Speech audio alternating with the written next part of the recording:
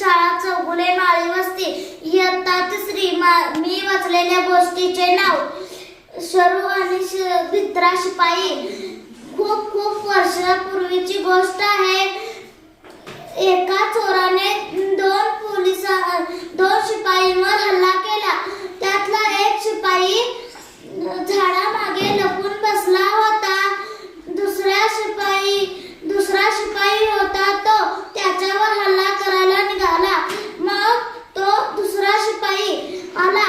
ए तू कोण, कुठला, कशाला आलायस इथे म्हणून म्हणाला की याला ताब्यात घ्यायला हवं. म्हणून तो त्याला ताब्यात घेऊन त्याने शिपाईचा जीव वाचवला. धन्यवाद. माझ्या गोष्टीचे तात्पर्य कधी दुसऱ्यांवर हल्ला करू नये.